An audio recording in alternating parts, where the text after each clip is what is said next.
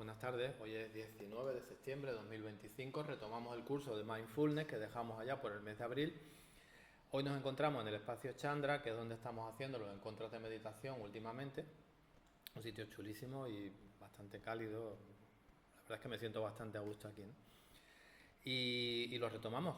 Hasta hoy, pues entre las vacaciones del verano y entre que hemos estado dedicando los encuentros a otras cosas, pues no nos hemos puesto con el curso Mindfulness, así que continuamos hoy. Voy a hacer un breve resumen de lo visto hasta ahora para conectar con el módulo 4, que es el último que nos queda, ¿vale? Por supuesto que si queréis participar, aportar algo, hacer alguna pregunta, cuando queráis, no hace falta, me interrumpís y lo tratamos lo que queráis, ¿no? Este curso de Mindfulness que iniciamos también bueno, fue el año pasado cuando lo iniciamos, pues tiene 4 módulos. El primero es lo que es el acercamiento a Mindfulness, el concepto de Mindfulness, que ahora voy a intentar explicarlo un poquito de forma resumida. El segundo módulo estaba dedicado por entero a la práctica de la meditación, no solo a cómo se practica la meditación, sino el sentido que le puedes encontrar a la meditación.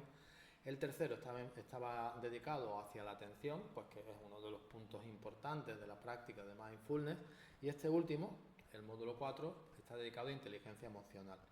La inteligencia emocional es una temática habitual en cualquier curso de Mindfulness que hagas porque está muy relacionado con todo lo que implica la atención plena, ¿de acuerdo? Por recordar un poco y empezar con el concepto de Mindfulness, esto ya hace tiempo que lo vimos, pero recuerdo un poco empezábamos preguntándonos cuál es el movimiento habitual de nuestra mente, qué es lo que hace nuestra mente de forma constante, cotidiana, ¿no? Pues veíamos que el movimiento habitual de nuestra mente es transitar entre el pasado y el futuro. Nuestra mente en el pasado nuestra mente pensante en el pasado tiene multitud de contenidos, todo lo que es nuestra historia, ¿no? Y en el futuro están todas las proyecciones que hacemos de forma habitual, no siempre de forma consciente, muchas veces de forma absolutamente subconsciente, no decidida, no intencionada, ¿no? Y esto, pues, obviamente no siempre es útil y no siempre es positivo. ¿Y por qué no lo es? Pues porque cuando yo el momento presente lo lleno de contenidos del pasado, sin haber decidido estar en esos contenidos, sin perseguir una finalidad resolutiva de algo que yo quiera atender, aprender, revisar, etcétera, ¿no? O mi mente de forma espontánea empieza a construirme un futuro sin que yo esté tomando conscientemente parte en ello, lo que estoy dedicando este momento es algo que no es consciente y algo que tampoco me va a ayudar a avanzar ni a resolver situaciones, ¿no? Y, sin embargo, estoy dejando de pasar lo que este momento verdaderamente me puede traer. O me trae, de hecho, ¿no? Y a esto le podemos llamar la vida misma, ¿no? Que sucede aquí y ahora. Es un topicazo, ¿verdad? Aquí y ahora, lo mencionamos muchísimo, ¿no? Aquí y ahora, ¿no? Aquí y ahora sucede todo. Incluso el pasado sucede aquí y ahora. Cuando tú así lo decides, o no lo decides, sino que surge. El futuro también sucede aquí y ahora. Es decir, pasado y futuro sencillamente no existen. Solamente podemos tener referencia de ello si este momento presente, que es lo único que tenemos, lo dedicamos a esto. Y ahora nos podemos preguntar, oye, ¿y yo por qué voy tanto al pasado, no? Hostia, aquí el repertorio es interminable, ¿no? Pero los episodios recurrentes del pasado, estos que captan nuestra atención y nos ponemos y ahora viene una palabra muy de mindfulness, cavilar, ¿eh? La palabra cavilar, ¿os suena la palabra cavilar? ¿Qué os sugiere la palabra cavilar? Un bucle de pensamiento. Pensar, ¿verdad? Y darle vueltas a las cosas, ¿verdad? Hay otra palabra que se utiliza mucho, no solo en mindfulness, sino en psicología en general, que se llama rumiar. Rumiar en el mundo animal, los animales herbívoros, rumian. ¿Y qué significa rumiar? Pues que se hinchan de comer hierba, esto va a una zona de su aparato digestivo, pero dentro de un rato eso de nuevo vuelve a la boca y lo vuelven a masticar y de nuevo se lo tragan, ¿no? Entonces es un proceso sumamente sugerente, porque con todos estos pensamientos recurrentes lo que hacemos es esto: vuelven otra vez nuestra mente, volvemos a masticarlo y otra vez vuelven a estar ahí, ¿no? Claro, esto estaría bien si tú dices, oye, quiero observar mis registros del pasado para intentar aprender cosas.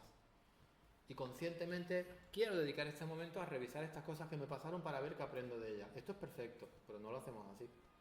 Es espontáneo. Esto de que te despiertas por la noche a las 4 de la mañana y de repente tienes una película de Alfred Hitchcock en la mente dando vueltas y vueltas y vueltas. O sencillamente estás comiendo, fíjate qué cosa tan habitual, pero no estás comiendo. Estás dándole vueltas a las cosas. Pasado, futuro, pasado, ¿no? O estás hablando con alguien y entre que escuchas y no escuchas empiezan a filtrarse pensamientos, pues, de lo que tienes que hacer mañana, o de lo que tenías que haber hecho y se te ha olvidado, o ese asunto importante que no logras resolver. No me equivoco, ¿verdad? O sea, por desgracia esto es muy habitual, ¿no? Entonces, este movimiento habitual de nuestra mente, en la documentación que te voy a enviar, tú ya la tienes, si quieres, por supuesto, también te la envío a ti, puedes contar con ella si te apetece. Hay muchos ejemplos de nuestro recorrido inconsciente y automático en el pasado, lo mismo que en el futuro, ¿no? Casi todos están relacionados con la culpa y con el miedo, casi todos. Lo que tenía que haber hecho no hice. Esa frase que tenía que haber dicho cuando me sentía amenazado por alguien porque me insultó o lo que sea, ¿no? Y entonces te tiras 2 días dándole vuelta a lo que tenías que haber dicho, revives de nuevo el asunto y tú te das cuenta, ¿esto para qué? Si es que esto no me sirve para nada, ¿no?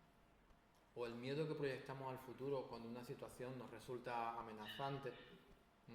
Y entonces todos nuestros contenidos mentales, lo que creemos acerca de nosotros mismos, nuestro mundo de creencias, se conjuga con una aparente realidad que está sucediendo y de repente me fabrica un futuro en el que están presentes todas mis inseguridades, mi falta de confianza en mí mismo, mis miedos, ¿no?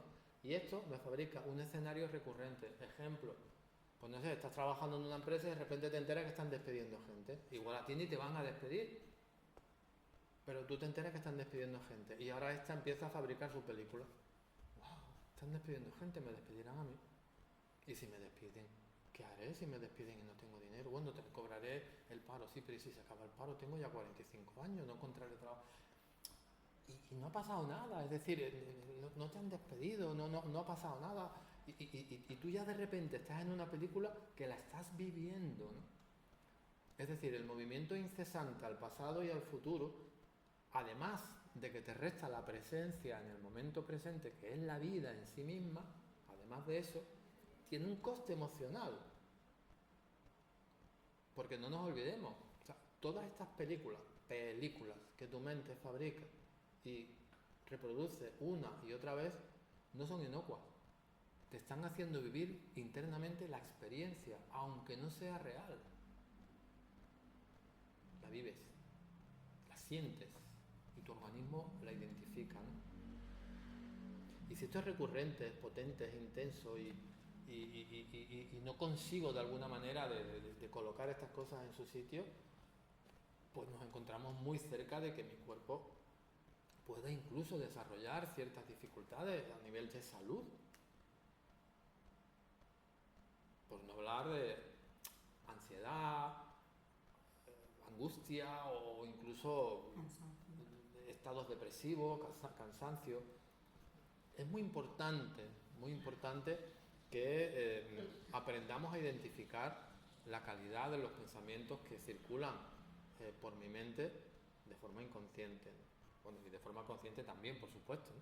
Pero como mínimo los que circulan de forma inconsciente, que son los que yo no controlo, ¿no? ¿Esto que estoy diciendo ahora tiene sentido o es algo que es de libro y se comenta y tal, no? Tiene. Para mí En mi mundo lo tiene. En el mío también. Y Y esto pues es así, ¿no? La buena noticia es que esto se puede gestionar. Se puede gestionar.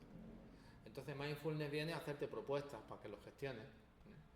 Ojo, que mindfulness no es que estés descubriendo esto ahora y sea una revolución, para nada. Es decir, esto forma parte de la sabiduría milenaria de la humanidad. Lo que pasa es que ahora, como no hemos vuelto tan avanzados, ¿verdad? Tan avanzados en tantos aspectos, como que se nos ha olvidado ser personas. Se nos ha olvidado. No sabemos qué es ser persona. En su conjunto, ¿no? Y entonces mindfulness, pues resulta que es un movimiento que nace de los años 70. Hay una persona que lidera este movimiento que se llama Jon Kabat-Zinn y empieza a escribir y a hacer cosas, y luego hay muchas otra gente, muchas escuelas que empiezan a trabajar con esto, pero no como una revelación ni como algo nuevo, sino sencillamente como una manera de recordar a las personas en esta sociedad tecnificada en la que vivimos que hay otra manera de entender la vida. Hay otra manera de entender la vida, hay otra manera de vivir, más natural, más auténtica. La decisión es tuya, evidentemente. Si le encuentras sentido, si ves que te aporta algo útil, pues te puedes conceder el privilegio de, a lo mejor, poner en tu vida ciertas enseñanzas que mindfulness te propone, ¿no? ¿Qué es mindfulness? Así, en pocas palabras, ¿no? Bueno, es un estado de atención plena. ¿Y eso qué significa, no? Porque, ojo, mi atención siempre está en algún sitio. O sea, el hecho de que surjan muchos movimientos inconscientes, automáticos, mecánicos, ¿verdad? No significa que la atención esté desconectada. No. La atención siempre está conectada. El problema es dónde está la atención. ¿Dónde está? Y si está donde yo quiero que esté. Entonces, esta es la primera propuesta de mindfulness. Desarrollar la habilidad, la capacidad para tú dirigir la atención hacia allá donde tú desees que esté. La primera es esa, intención. Si yo estoy hablando con Susana y estamos teniendo una conversación en la que ella está compartiendo conmigo cosas que le importan mucho, y este momento, pues de alguna forma, yo se lo otorgo a ella para que podamos tratar ciertas cosas que ella quiere compartir conmigo, y ella empieza a hablarme, y yo la estoy mirando, pero empiezo a darme cuenta de que aquí, en mi cabeza, estoy dándole vuelta a lo que me pasó esta mañana, por ejemplo, en el trabajo. Y entonces ella me está hablando y yo estoy haciendo así con la cabeza. Esto no se ve porque está grabado, pero estoy moviendo la cabeza de arriba a abajo, ¿no? ¿Vale? Entonces ella se cree que yo le estoy prestando atención, pero realmente no es así. Mi mente está muy lejos de prestar atención a ella. Ahora viene mindfulness y te dice, oye, para un momentito, ¿no? Deja que salte ese chispacito de conciencia que te permite elegir conscientemente, ¿no? Y tú decides ahora dónde quieres que esté tu atención. Te das cuenta de que tu atención está volando por ahí, por los cerros de Úbeda. Vuelves al momento de conciencia y dices, caramba.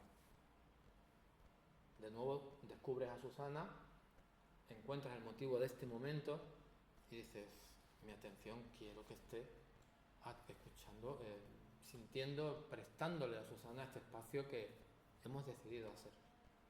Y entonces mi atención la enfoco en ella, consciente y decididamente.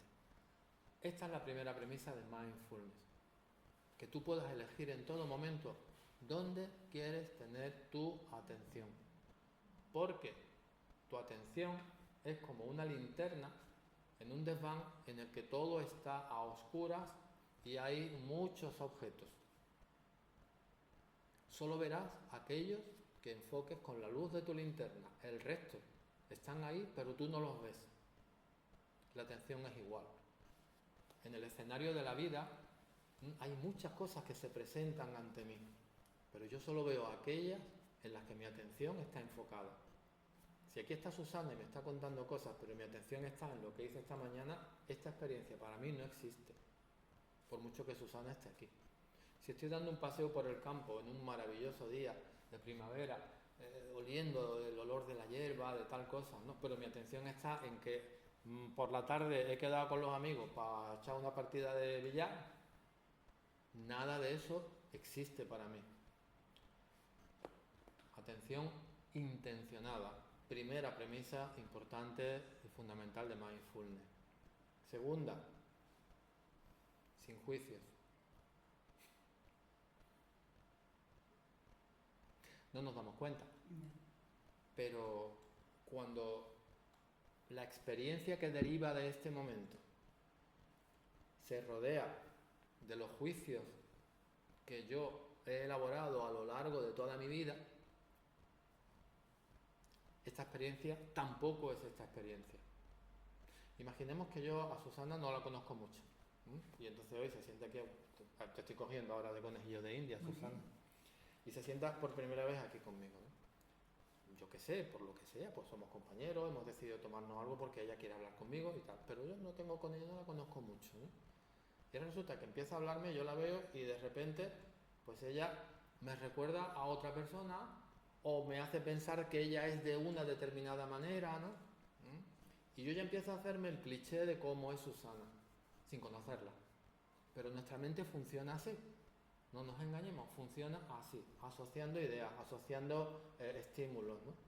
Y tú todavía no has empezado a hablar, Susana, y yo ya tengo una opinión formada sobre ti. Esto pasa mucho más frecuentemente de lo que nos imaginamos. Ahora tú empiezas a hablar y empiezas a contarme cosas. Y ahora estas cosas que tú me cuentas, yo qué sé, de la índole que sea, cosas que a ti te han pasado, por ejemplo, imagínate que lo que me estás contando es una experiencia personal que tú estás teniendo y como amigo o compañeros que somos, pues quieres compartirla conmigo. Vale, pues ahora resulta que yo también he tenido esa experiencia. Ya no estoy escuchando la experiencia de Susana. Mi mente se ha ido a mi mundo. Y estoy proyectando en todo momento lo que tú me estás diciendo con lo que yo he vivido de esa misma experiencia o que yo entiendo que es esa misma experiencia. Esto pasa así de veces. Hablas con alguien y se lo lleva a su mundo. Sin querer, es automático. A veces es hasta irritante, ¿no? Todo esto son juicios. Son juicios, son constructos mentales que yo estoy colocando encima de esta experiencia y que me está impidiendo experimentar esto tal como es. Y esa es la segunda parte importante de mindfulness. Aprende a mirar como miraría un niño, de forma inocente, sin prejuicios. Prejuicio no significa algo malo, prejuicio significa el juicio por delante de lo que estoy en este momento experimentando, ¿no? Segunda cuestión importante de mindfulness, sin juicio. Fíjate ya por dónde vamos. Enfoco la atención a donde quiera y voy a recoger limpiamente la experiencia, tal como es. Hostia, esto es pa' nota, ¿eh? Y tercer componente de mindfulness, plenamente. ¿Qué os sugiere la expresión plenamente en esto de prestar atención? Con todos los sentidos. Tú ya lo sabes porque lo hemos visto. Exactamente eso. Yo he dicho nada. No, pero está bien, es exactamente eso. En este ejemplo que yo te estoy poniéndote a ti ahora, pues esto, un poquito como decía, ¿no? Como conejillo de India. Si lo que tú me estás diciendo, Susana, esto que tú me estás contando, que para ti es tan importante, que yo he decidido dedicarte este tiempo para ti con toda mi generosidad y con todo mi cariño, sin juicio, ¿vale? Ya estamos en este punto, ¿no? Me limito sencillamente a escuchar tus palabras. Yo, ¿qué experimento? Palabras. Pero a lo mejor no estoy prestando atención a la expresión corporal de Susana. ¿Pensáis que en una experiencia, por ejemplo en esta, pueden ser muchas otras, la expresión corporal puede o debe influir en el mensaje que yo estoy recibiendo o no? O sea, es que incluso es más que la expresión verbal en ocasiones. Sí.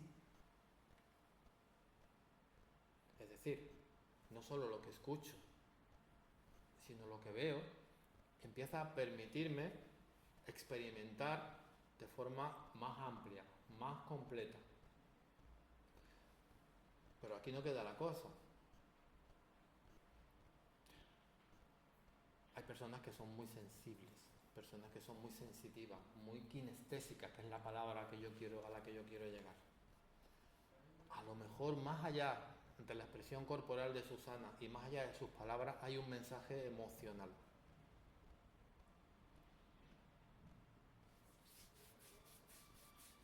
¿Tiene sentido esto o no? Y a lo mejor ese mensaje es que verdaderamente trae el contenido que tú quieres comunicar. Ya no son las palabras, ya no es el movimiento de tu cuerpo, ya es lo que tú emocionalmente estás transmitiéndome en un lenguaje no verbal, no físico, pero con un mensaje contundente, ¿no? Mindfulness te invita a desarrollar la capacidad de poder experimentar la vida, como tú has comentado antes, con todos tus sentidos. La vista, es decir, lo que ves, lo que oyes, lo que sientes. Y de esta forma podemos tener una experiencia completa de aquello que sucede, ¿no? Así como resumen y como definición de mindfulness, esto es mindfulness. En resumen, esto es mindfulness, ¿no? Conciencia plena, atención plena, pero con estos tres componentes fundamentales. Elijo dónde enfocar mi atención, elimino todos los juicios que condicionan, que de alguna forma alteran el verdadero contenido de esta experiencia y además aplico todos mis canales perceptivos, si así lo decido, claro, para poder captar esta experiencia en toda su plenitud. Imagínate que estás paseando por la playa, una de estas tardes fantásticas de verano, ¿no? Que no haga mucho calor, eso sí, y vas por la playa y entonces de repente dices, hostia, vaya puesta de sol más bonita que estoy viendo. Qué puesta de sol, qué pedazo de puesta de sol, ¿no? Vale, perfecto, una experiencia preciosa, linda, maravillosa, ¿no? Pero ahora de repente empieza a expandir un poco tus canales sensoriales, ¿no? Y entonces dices, bueno, me voy ahora al olfato, ¿no? Y de repente empiezas a poner atención en tu olfato y dices, hostia, este olor a marísima. Qué bonito, qué agradable, ¿no? Y entonces esa puesta de sol de repente te permite tener una experiencia más amplia, ¿no? Y dices, hostia, ¿cómo cambia la experiencia de solamente estar viendo la puesta de sol, que lo podías poner con un móvil? Esto claro se lleva mucho, ¿no? O sea, ahora hay una puesta de sol y lo primero que haces es hacerle una foto, luego te das la vuelta y te vas a tu casa. Sí, es así, Sí. Vas a visitar un monumento, esto que va mucha gente, le haces la foto, lo guardas en el bolso y sigues caminando, ¿no? Pero no la disfrutan. No. Pero bueno, esto ya son cosas de este tiempo. Sí, ya es... Y luego si en este ejemplo de la puesta de sol y tal, ves la puesta de sol, que lo flipas, hueles el olor de la marisma, que a mí particularmente me encanta, y luego encima te descalzas y vas caminando por allí sintiendo el roce del mar, las sensaciones del agua y todo esto, hostia, estás teniendo una experiencia completa. Y dirás, oye, es que esto es muy tonto. Sí, es muy tonto, pero no te creas que lo tienes tan a la mano. Hay que currárselo un poquito. Porque a lo mejor en esto de la playa es más fácil, pero llévatelo a muchos otros ámbitos. Tenemos experiencias muy parciales, se nos escapan muchas cosas. Y en el ámbito de la comunicación ni os cuento. En el ámbito de la comunicación yo puedo no estar entendiendo lo que tú, Ana, me estás diciendo si a lo mejor no consigo activar el canal sensorial, el canal kinestésico. Igual lo que tú me quieres decir es muy sentido. Y ni las palabras ni tu cuerpo expresan eso que tú en este momento pues realmente estás queriendo comunicar conmigo. Entonces yo como persona que te escucha, si realmente quiero captar tu mensaje de forma adecuada, pues tengo que desarrollar esa capacidad de poder empatizar emocionalmente contigo, Ana. Esto es lo que te va proponiendo Mindfulness. De hecho, en el último módulo, en el 3 de la atención, acordaros de cómo podíamos entrenar los distintos canales sensoriales. Propusimos algunos ejercicios muy chulos para entrenarlo y tal, ¿no? Pero bueno, básicamente este es el resumen, ¿vale? De los primeros temas de Mindfulness. El cómo practicar la meditación, bueno, pues esto, ahora hemos hecho una sesión de meditación y más o menos hemos visto todos los componentes. La utilidad de la meditación, le puedes encontrar a la meditación muchos componentes. Es la práctica formal de Mindfulness, de hecho, la formal, La formal significa que es con la que puedes de alguna forma entrenar esa disposición correcta a tener una vida atenta y plena, ¿no? Pero básicamente la meditación te puede aportar muchas cosas. La primera, relajarte. Fantástico, ¿no?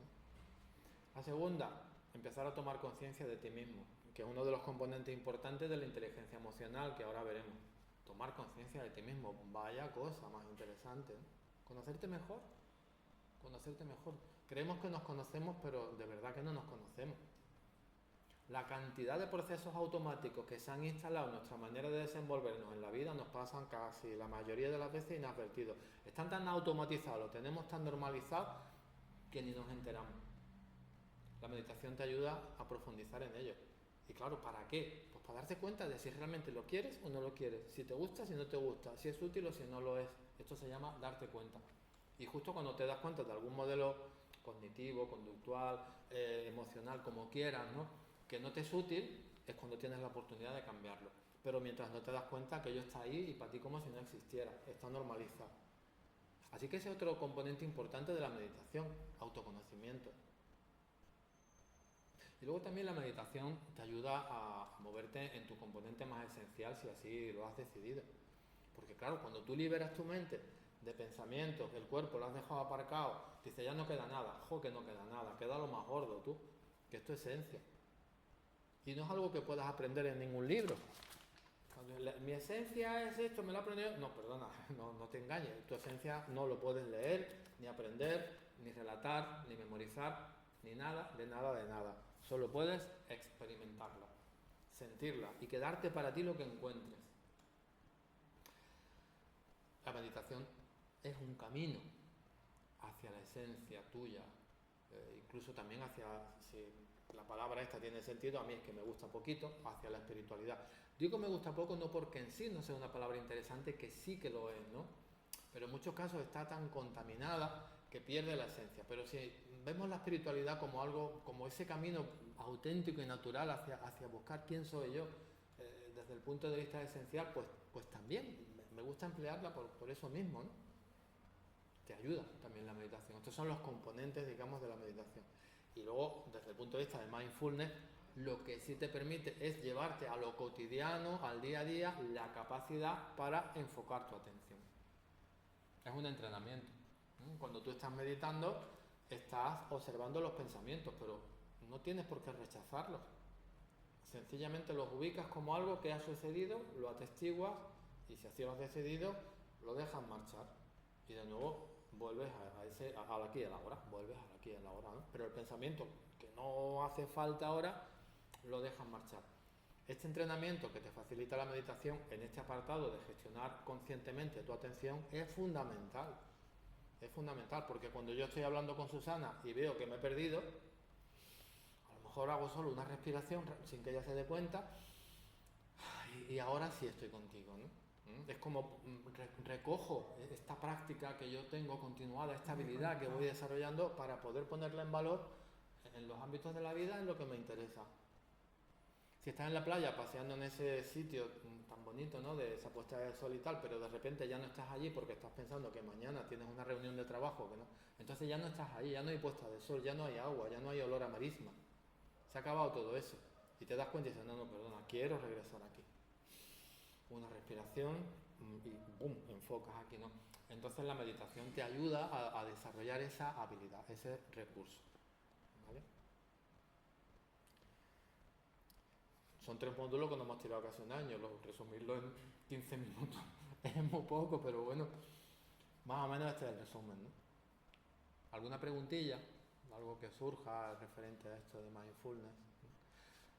Práctica. Realmente esto que yo he contado ahora no es ninguna revelación, ¿verdad? O sea, no es nada que diga, ¡uy, qué descubrimiento! No es ningún descubrimiento. Es solo reconocer que esto es así y que quiero gestionarlo mejor en mi vida. Y entonces, ¿cómo lo hago, no? ¿Y qué puedo hacer? ¿Y cómo puedo practicarlo? Esta es la cuestión, ¿no? Pero claro, si no te das cuenta de esto, poco avanza, ¿no? Pero lo mejor es que si te das cuenta y lo sigues poniendo en práctica una y otra vez, aunque sea poquito a poco, te vas dando cuenta de que hay mucho potencial. Wow. Que es verdad que no. El potencial humano es algo insospechado. ¿Y sabes lo que condiciona normalmente el potencial? ¿El qué? Tus creencias. Eso es, ¿no? Si tú crees que puedes, Puedo. te concedes la oportunidad al menos de intentarlo. Pero si tú crees que no puedes, ni siquiera tienes la oportunidad de intentarlo. Ya directamente te has negado esa oportunidad. Nuestro potencial es insospechado. Hay un cuento muy bonito que este es un tópico también en estas actividades, ¿no? Pero es el cuento de ese niño que hizo esta gran proeza, ¿verdad? De que pues estaba quemando la casa en la que estaba con su hermana pequeña. Él también era pequeño, pero su hermana todavía era más pequeña, ¿no? Esto lo he contado un mogollón de veces, pero viene ahora el caso, ¿no? La casa empezó a quemarse, estaban solos porque los padres no estaban en ese momento. Ahora no vamos a jugar si los padres tenían que estar o no, pero no estaban, ¿no? Y entonces resulta que la casa se empieza a quemar, ¿no? Y el niño coge a su hermana pequeña, el niño podría tener 11 años o menos incluso, ¿no? La coge en brazos, le lía una manta y se escurre como puede, abre la puerta, sale y baja a la calle, que ya estaban los bomberos, la policía y toda la historia, ¿no? El niño salva a su hermano en un episodio pues, realmente heroico, por llamarlo de alguna manera, ¿no? Y entonces en la calle pues había una persona que se sorprendió de lo que había sucedido. Pero ¿cómo este niño ha sido capaz de hacer esto? Pero si es muy pequeño. Si es que no me creo todavía cómo ha podido coger a la hermana en brazos y bajarla, ¿no? El cuento está todo muy bien preparado porque al lado había, pues esto, el típico anciano sabio, pues esto, ¿no? Y le dice, pues mira, lo hizo porque nadie le dijo que no podía hacerlo. Tal cual, ¿eh? Tal cual. Tal cual. A ver, no es que siempre sea así a lo grande, pero sí que es verdad de que las creencias limitantes son las que te ponen difícil desplegar tu potencial. Te lo ponen difícil. Y entonces, bueno, pues es interesante conocer esas creencias. Aquí Mindfulness juega un papel importante porque esa faceta de autoconocimiento que te genera la meditación y Mindfulness te permite identificar estas creencias. Porque una de las cosas importantes de Mindfulness, que es que hay tantas, es la diferencia entre el observador y lo observado. Dice, ¿yo soy mis pensamientos? No, yo no soy mis pensamientos. Yo soy el que observa mis pensamientos. Pensarlo, es que...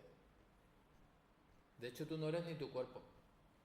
Porque tú, incluso cuando te refieres a tu cuerpo, dices mi cuerpo, lo mismo que dices mi botella de agua, ¿no? Pero yo no soy mis pensamientos. Los pensamientos son algo que suceden en el horizonte de mi conciencia. Lo que sucede es que a veces suceden o pasan de manera muy rápida, muy inconsciente, muy mecánica, muy automática y se nos escapan las mejores. Pero justo en la observación de nuestros pensamientos es donde identificamos o podemos identificar las creencias limitantes.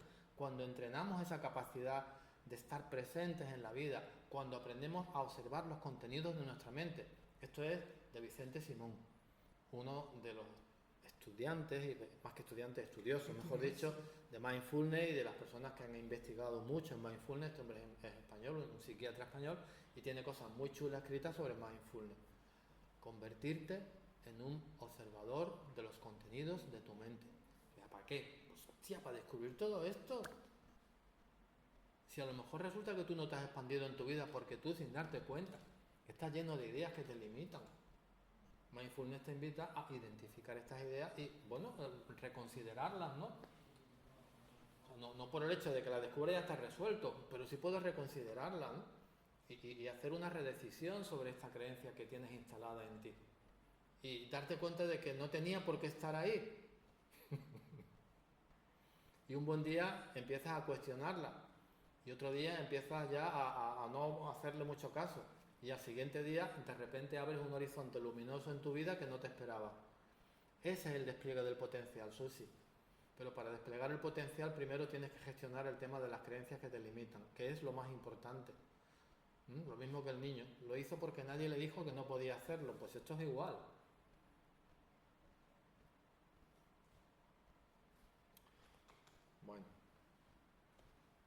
Hoy empezamos con inteligencia emocional. Qué interesante.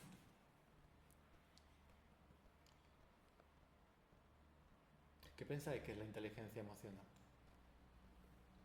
Yo creo que lo es todo. No sé si se me entiende. Yo creo que lo es todo. O sea, el todo para vivir, para estar en la vida, para eso, para vivir la vida. La base.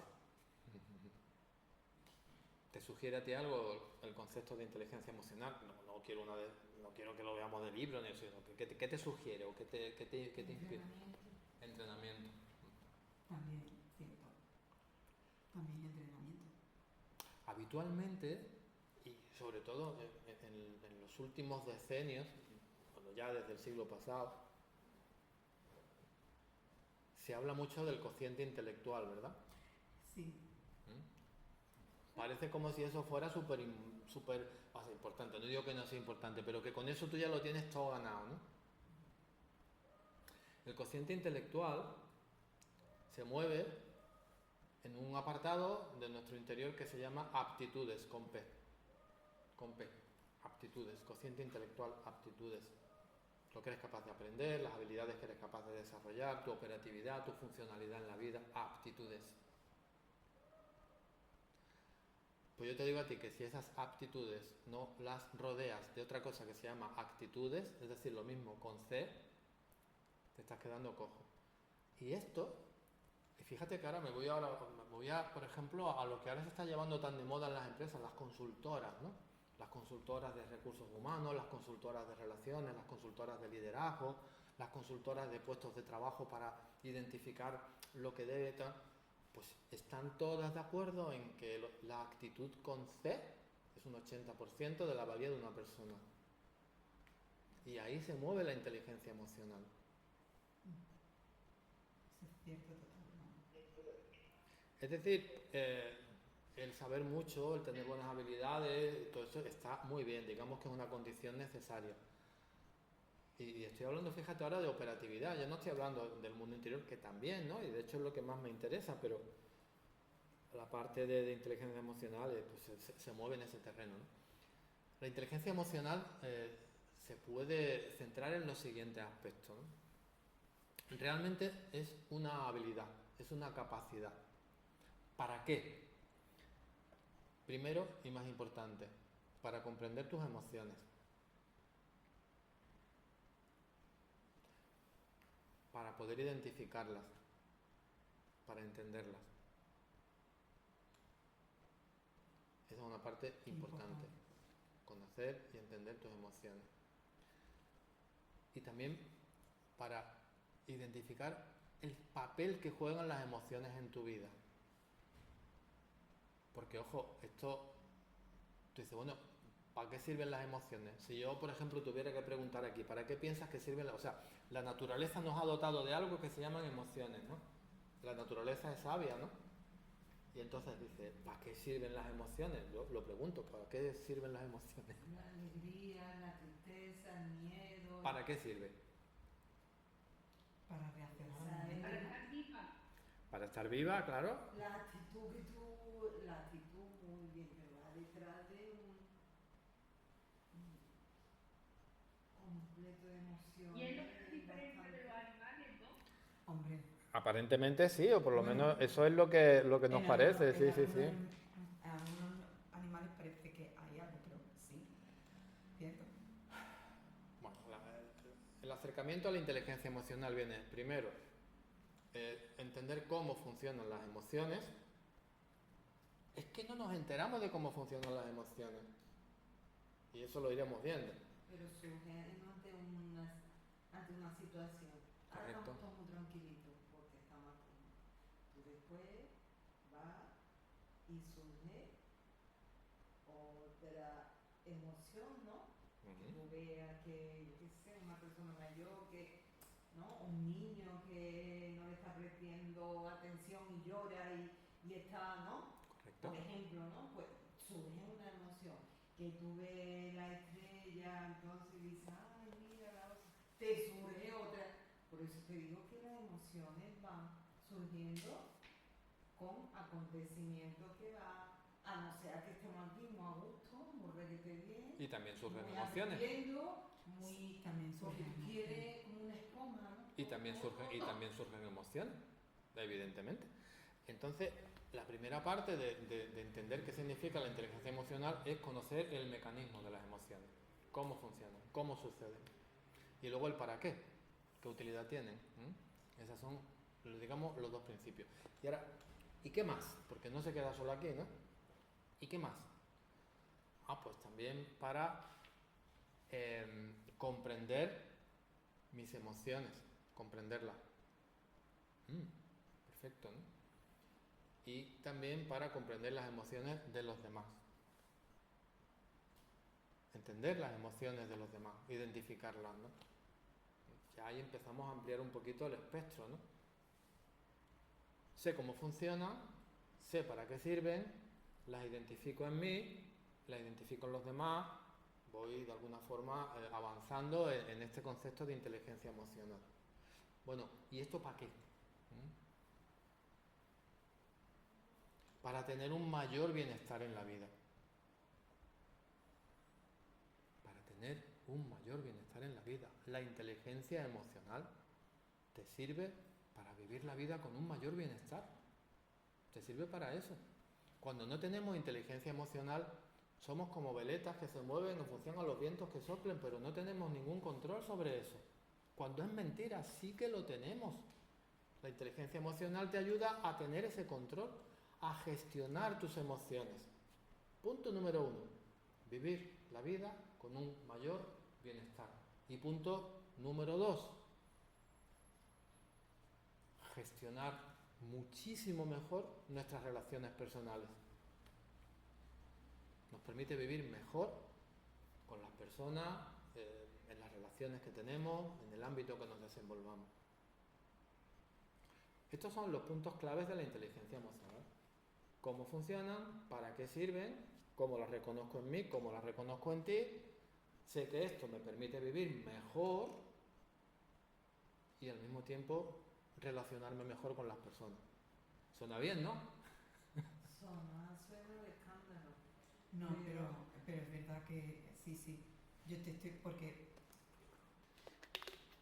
cada vez que se va avanzando un poquito, te das cuenta de todo eso, que ya no solamente te va bien a ti, sino que te va bien con los demás, porque sabes o dónde están los demás, o qué lugar ocupan, o hasta dónde puedes llegar, o hasta dónde pueden llegar. La verdad es que Daniel Goleman fue el primero que escribió así de forma potente sobre la inteligencia emocional, con su libro que publicó en los años 90 que se llamaba Inteligencia Emocional, un tochaco así de gordo, súper chulo, ¿no? Daniel Goleman en su libro Inteligencia Emocional describe los 5 aspectos básicos de la inteligencia emocional. Son los 9 menos 5 y no voy a poder profundizar en ellos, pero al menos sí los voy a relatar, ¿eh? Y el próximo día los desarrollamos, ¿no? Son 5. El primero y más importante de todo, conciencia de uno mismo.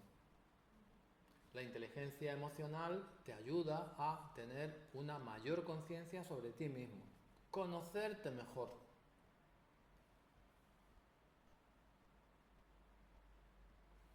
Segundo, autocontrol.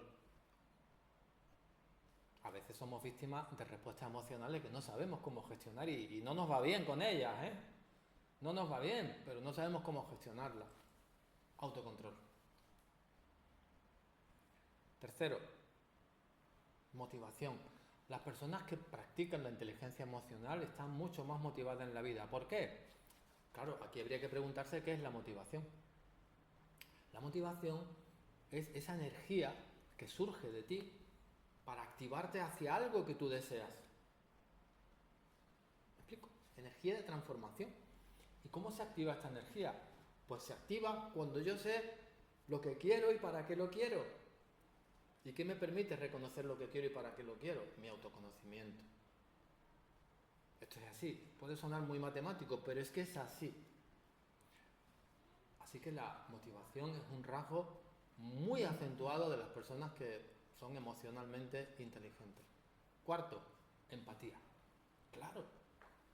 Si yo he aprendido a reconocer mis emociones y también las tuyas, soy capaz de establecer esa comunicación más kinestésica contigo, más emocional contigo, ¿no? Y el quinto, habilidades sociales. Estos son los 5 puntos que Goleman, en su libro Inteligencia Emocional, pues expone como 5 fundamentos importantes de la inteligencia emocional y que el próximo día profundizaremos un poquito en ellos. Me va a encantar. Y ya, Interesante. esto ya lo vamos a cortar. Interesante, claro que sí. Mucho, ¿verdad, Mari Carmen? Sí, Oh, este ha sido muy corto. Yo quiero más. Bueno, pues ya hoy lo dejamos porque ya son las 9, así que cortamos esta grabación y el próximo día continuamos. Venga, cortamos. Buen fin de.